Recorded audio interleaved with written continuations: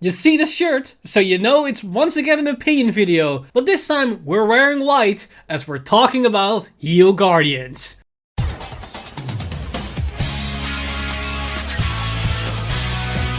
Stand up! Vanguard!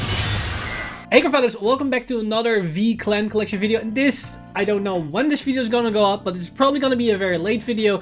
But in this particular video, I want to do things a bit different, because instead of looking at the latest support of this set and how good this new support rate for each clan is, I just want to look at one specific detail and one specific type of card, which is the new Heel Guardians, which were introduced in V Clan Collection 1 and 2. And these are probably one of the most exciting part of the sets, as they bring a very new playstyle or a new thing to V Premium as well as the Premium. These cards are going to be very impactful, but the thing is, how impactful are these cards going to be, and in which clans are they going to be the most impactful? Because the interesting thing is, although these Heel Guardians are across the board equal, each and every single clan does interact with these Heel Guardians a little bit different, and that's where the focus is in today's video, as we're going to take a look at which clans can abuse these new Heel Guardians the best. So here's the tier list, and as you can see, it's a little bit different, because instead of going from A to E, we're going from A to S to double S to triple S, because at the very least, these Heel Guardians, even if no clan can interact with them at all,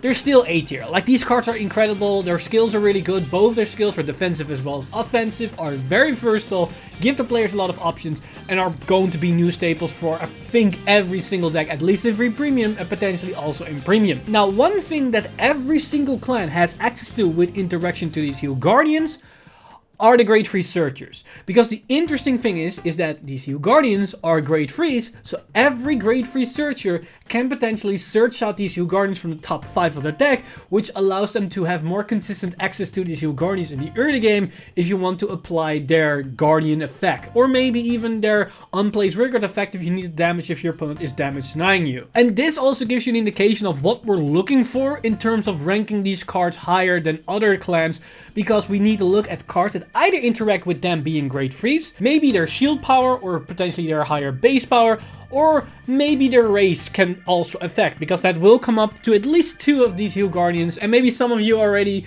can guess which type of Heel Guardians or which clans I am talking about. So that said, let's jump straight into it, and we're going to start by basically whittling down the clans that have no direct access to any special interaction except for the grade 3 searchers, which are Royal Paladin. That clan doesn't have any special interactions with them. Shadow Paladin doesn't have any inherent synergies with them.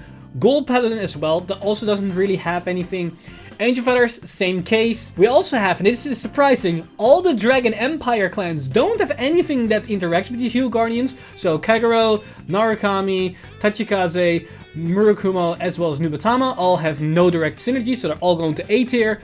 Then on top of that, we also have Nova Grappler, which sadly doesn't have any direct interactions. Yes, I'm aware Ashura Kaiser does work, but one important thing is, I'm looking at interactions that actually matter for the clan. So some cards, and it will probably be the case for some of these clans that I'm putting them in A tier, might have an interaction with a specific grade, with some cards that work with grade 3s. Good example is Kagero, which has this weird rearguard synergy with grade 3s, where you can search at grade 3s, you have this restander and that kind of stuff, but they're generic, so they can work with any grade 3 rearguard.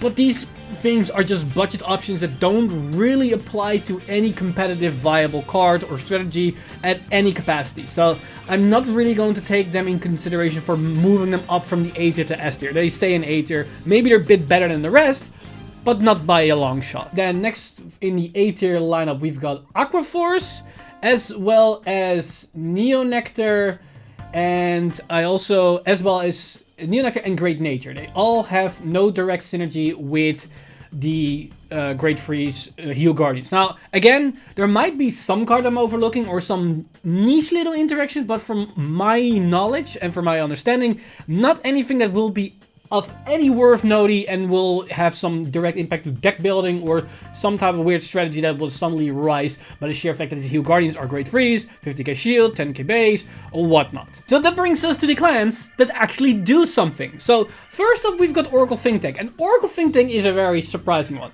because we have 2 major things that apply to these Heel Guardians, and it all has to do because they're grade 3s. Now, Anybody that's familiar with Tsukiyomi, when Tsukiyomi was first was revealed and was introduced in the metagame, there was this turbo build of Victorious Deer where you all just accelerated so as many grade 3s to your soul so you can do Deer on your very first grade 3 turn after turn after turn.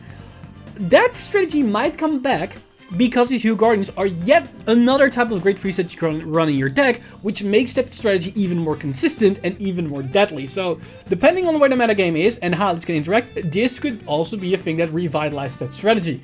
But more importantly, we got two cards that both got reprinted in this clan collection as well as in the previous clan collection, which was Battle Sister Croquette as well as Diviner something the Grade 1. I don't remember her name exactly, but they basically check the top 5, search for a Grade 3 and put it on the top of your deck.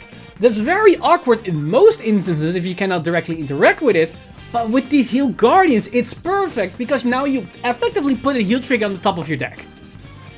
That's not that bad, so yeah, for that I think it's at least S tier. Now, the interactions aren't going to be game breaking, and there are two very specific interactions. One is probably not going to be meta relevant, but those top 5 checking might actually be something that could be an interesting extra engine that you can just plop in any deck, but we have to wait and see if it actually will matter. But for that, I think it's solid S tier. Now, the follow-up clan, we got Genesis, and once again, Genesis is interesting because Genesis has a couple of cards that interact with discarding cards that need to be grade 3 or a specific grade that allows you to get some value. I believe we got a grade 3 that need to discard a grade 3 to get power, and we got defensive grade 2 that gains shield equal to the amount of grades that you discarded for the skill. So this interacts with that, but that's not anything of notariable or whatever. What the thing is, what I think this card is deserved of the S tier status is because of Fenrir and of the Astro Poet strategy. Because Fenrir is all about soul blasting amount of grades, so you can search out any type of cards with the same grade or less that you just soul blasted from your soul.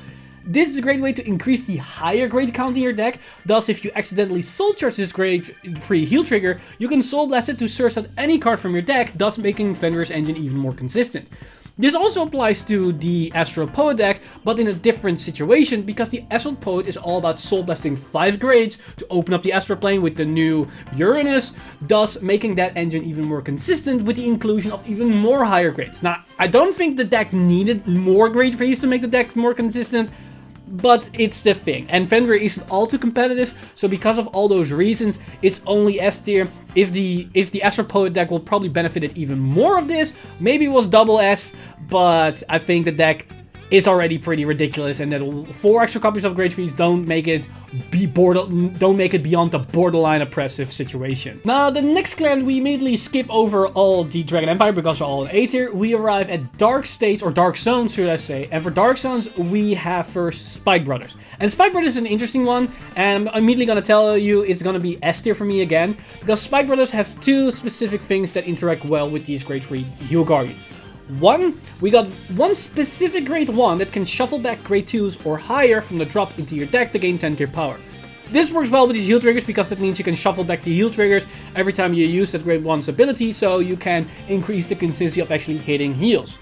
But more importantly, because it's a grade 3, this can work with the grade 3 engine that Spike Brothers X to thanks to Rising Nova, which allows you to get more consistent access to all your grade 3 plays. And interesting enough, you can even do that whole thing together with Ambush Dexter, even if your opponent is damage denying you. Because if you have the grade 3 in your hand and an Ambush Dexter, you can place the grade 3 down, you give yourself the damage, and then you can use the Ambush Dexter to put the grade 3 away, and then get new grade 3s onto the field, which allows you to still do your whole play. So that's actually pretty decent, but it's very specific to that one play. Maybe that play is good enough to bump it up to double S, but I don't know if Ambush Dexter is even that relevant right now with a new focus on Dudleys, so that's why I'm a bit hesitant to not put it higher than the S tier status. Now, the next clan that we've got for Dark States is Pale Moon, and Pale Moon is once again for me going to be an S tier because this Heal Guardian doesn't actually interact with the clan at all, as in a generic sense, because there isn't really anything that interacts with her being a grade 3.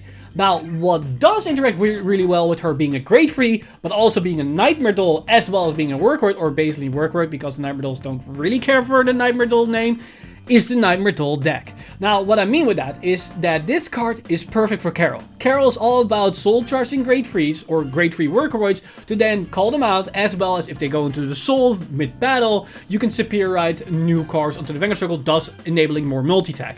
Now, the great thing about this is that this works 2 ways for the deck.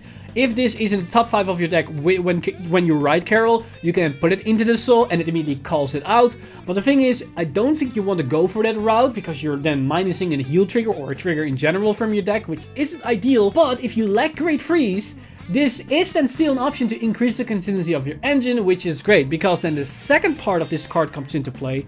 It's another great free workhorse on the field, or just a great free in general for the deck, and that can be sent into the soul by the various supporting cards for the Nine Riddle engine, and then it will activate the Carol Superior Ride. So this is a perfect card that just increases the consistency of that whole engine without replacing any other card that you would run, because the heal triggers were just vanilla on the deck. Now they actually do something and have some inherent synergy, which is great. But it's very specific to the deck, and even though it actually enables all that, I don't really think you want to use it, because you much rather want to rely on the already existing cards, thus this being a backup option when things go south and you need at least something. Now follow up, we've got Dark Irregulars, and Dark Irregulars is actually really powerful, because Dark Irregulars has a lot of cards that interact either with Great Freeze in your deck or Great Freeze in your soul. We have Dimension Creeper, which gains a lot of power. We got a couple of other cards that can put Grade 2s or higher into the soul or do something with them to get more value. But more importantly, and the main reason why this card to me is at least double S tier status, is because of the Great Freeze Searcher that they have that can check top 7 to grab 2 Great Freeze. That card is now more consistent thanks to the inclusion of these new Heal Guardians.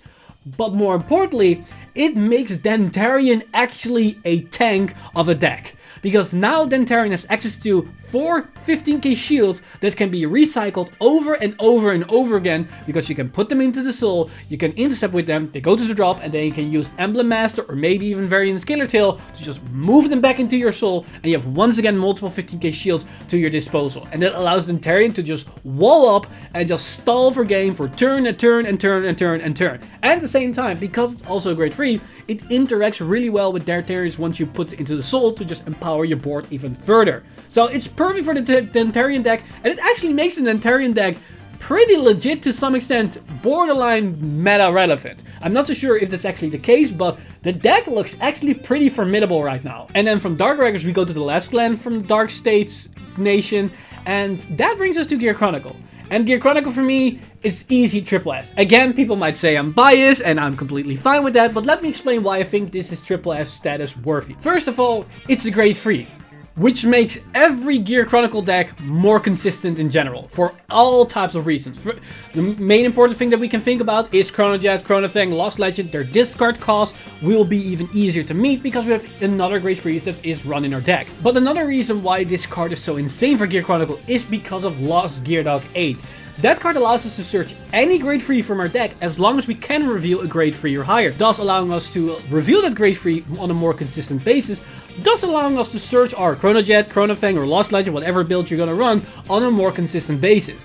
But interesting enough, it also allows us to flip it on its head and search out the Healed Guardian whenever we need it. If we went second and we know we need that Healed Guardian to limit our opponent's oppressive Grade 3 turn, then we can use Lost Gear Dog 8 to just grab that Healed Guardian and be prepared for once our opponent is going to hit their Grade 3 turn, which allows Gear Chronicle to fully capitalize on all sides of this Grade 3 Healed Guardians, unlike any of the other clans, which are basically forced to rely on RNG to get to the cards. But that isn't where it stops, because there's also the interaction with Lost Legend, where it's yet another Grade 3 card, which means accelerating your bind zone is going to be even more easier because the average number of your grades in your deck are higher. Will that change Lost Legend and Mystery Flare to become more devastating in the format? No, it's still bad, but it's at least something that's given to the Mystery Flare players out there, the 1 or 2 players that's still playing it, but at least they got something. Now that brings us to the next nation, which is Stargate, and for Stargate we got 2 more clans left, and that is Dimension Police and Link Joker. Now Dimension Police, once again, I probably don't have to explain, it's triple S status worthy. Like, the whole clan is all about Grade 3s. Like, they have all these types of searches for Grade 3s, which allows you, just like Gear Chronicle, to have a higher consistency to get them. It's probably the second best clan to get access to this Heal Guardian on a consistent basis, besides Gear Chronicle, which is probably the best one out of there, which is already really good. But on top of that, the clan has so much synergies with just having Grade 3s in your hand, having Grade 3s in your deck, and all types of shenanigans. You have Die Liner, which allows you to search search for it, which gives you more consistent power to the crit, as well as Black, which allows you to search for it to have more consistent access to the plus engine. But also you can use Liner's defensive capabilities to make these Heal Guardians beefy units, which are going to make these cards 25k shield, which is great because that means you're always going to have more value out of these Heal Guardians, no matter if you went first or second in counters to the normal heal triggers, because Liner gives you the extra 10k shield. And of course, don't forget the big man himself, Kaiser, makes this card also even better because that increases the chance of actually hitting a grade 3 year drive check, thus giving another reason why these Heal Guardians are insane for Dimension Police. Now for the other clan that we've got for Stargate, we got Link Joker, and Link Joker is going to be for me an S tier, and the reason why it's S tier is because it has only one specific interaction, but it's a very powerful one which can make this deck actually legit again, and that's the Messiah Restander. That Restander is an RNG card that allows you to potentially go nuts in your turns if you prepared for it. But the problem is, it wasn't all too consistent because the amount of grade 3s that you run is pretty lackluster. You can increase the numbers if you run the order, which was nice and all, but now that you have 4 heal triggers, which are also grade 3s, that ups the consistency of that grade 2 to actually hit with pretty decent numbers. So honestly, for that alone, I think it's a solid S tier. Like, that interaction is a funny interaction that can actually win you games. So yeah, pretty legit. Now the following nation where we still have one clan left is Zoo, and for Zoo we only have Megacolony, and surprisingly enough, this set has been treating Megacolony quite well because not only is the generic support winning status without any doubt, but even their Heal Guardian is going to be double S tier for me. And the reason why that's the case is because Megacolony has so many synergies with grade 3s. We have different types of grade 3 searchers which can give you access to this Heal Guardian, but more importantly they also have skills that interact with either discarding a grade 3. We have one Cradle card which interacts with that, which is a nice consistency, but more importantly, Megacolony has access to boss units that also directly interact with grade 3s. We've got, of course, Endline, which need to Soul Blast a grade 3, which you can easily put this card into the Soul thanks to various cards that can put Riggers into the Soul. But I think the more important ones is Gunning Kodio, and the reason why Gunning Kodio is so important is because you want to mill a grade 3 with that card. And everybody is going to run these new Heal Guardians. So that in itself will interact. Now you can say, well, why does that make the Heal Guardian for Megacolony better? It's just the sheer fact that the Heal Guardians are grade 3s in general, so I'm gonna take that as a point for Megacolony. Megacolony's breaking the rules, it's annoying as fuck, so we're gonna change the rules as well here. But there is an actual boss unit that interacts really nicely with this thing being a grade 3, and it's Gordora. Gordora allows you to just Superior Call grade 3s from your deck onto the field to multi-tag and get more consistent access to just pressure. Now, you ideally don't want to do that, but this still allows you to have more consistent access to some attacks, because if all your other grade 3s are already out of your deck, you might as well just call this if you still want to win the game, or you need that extra pushing power to at least close the game. And if I remember correctly, the last boss unit that we got in the previous clan collection for Megacolony also interacts with Soul Blasting a grade 3, and because we can now run even more grade 3s without cluttering or normal grade count, that makes that card also more consistent, because again, we can easily put that card into the Soul with our various support cards, which makes that engine again more consistent and more devastating. So overall, a lot of grade 3 synergies within Megacolony, and that makes this grade 3 Heal Guardian even better. Now that brings us to Megalonica, and we have 2 more clans left for that nation, which are Bermuda Triangle and Granblue. And for Bermuda Triangle, it's going to be an S tier because there isn't actually a lot of synergies, but there are 2 cards that synergize with this grade 3 Heal Guardian. One of that is, I believe, a Highlander card, which allows you to discard 2 grade 3s to either search a grade 3 or a grade 4. I don't think you're actually running that card anymore because Reindeer is a thing, but it's a synergy. But I think the true value of this card lies with the interaction with Stessa. Stessa is a pretty good generic draw engine for any Bermuda Triangle deck out there. It allows you to put a grade 3 from your drop back into the deck to draw even more cards. Now that card synergizes really nicely with these Heal Guardians, because not only will it allow you to draw more cards on a consistent basis, but it also allows you to shuffle back a heal trigger, which is just overall great because it increases the consistency of actually hitting those heals once again, just like we saw with Spike Brothers. So overall, the interaction with Stessa alone, for me, is a solid S tier worthy, because Stessa is a very good generic card that sees a lot of plays in any type of build that just wants a bit more draw power. And then finally, we've got Granblue. Now, Granblue, I would say, is an A tier, but I want to put it in S tier. Now, I know there is no inherent synergy with any type of grade 3s in Granblue, just like all the A tier clans, but there's one important thing that this card has and what makes it worthy. It's not it's grade 3. It's not the 50k shield. It's not the 10k base. It's because it's a ghosty. Just like the Nightmare Doll Workroid grade 3 Heal Guardian, this is for the race tag on this card. Because it's a ghosty, makes it work with Beatrice and the whole ghosty engine, thus allowing you to actually just remove the ghosty heal trigger and go for the Heal Guardian without losing out on a lot of value. Because what you're losing out on is 5k shield. But what you're gaining is the Heal Guardian effect and the potential damage, self-damage effect as well. So honestly, I would say that that's worth the 5k shield that you're sacrificing for this card, because that's a lot of value potentially in this building this card. And that's basically the entire tier list that we've got for the Heal Guardians in the V Premium format. I think I forgot to say this at the beginning, so I will have to put in a disclaimer at the beginning of this video that we're talking about V Premium. Because again, if we're talking about Premium, the whole thing's changed because there are so many interactions to know about. And that's also an important thing, because you might disagree with this for V Premium alone, because I might have overlooked 1 or 2 interactions where you think, you know what, that's actually worth more because it can then change the way how the clan is played, or maybe I forgot a certain promo card that interacts well with the Healed Guardians being a grade 3 or the 50k shield or the 10k power. There's definitely more cards that I can 100% remember out of the top of my head. So if you think there are certain things that should be lower or higher, then I'll leave a link in the description down below for the tier list itself, so you can make the tier list itself. That said, let me know in the comments down below what your thoughts are about the Heal Guardians in general. Are you excited about these new cards entering the format very soon? And what type of strategies or combos are you planning to do with these new Heal Guardians? Let me know all your thoughts in the comment section down below. As always, this video has been brought to you by our lovely patrons over at patreon.com/VanguardInsider. You guys are amazing. If you do want to support the channel or everything that's happening on the channel, you can simply go to patreon.com/VanguardInsider and become a patron today. But with that said, I've been Mr. Time Leap, and I'll see you guys in the next one!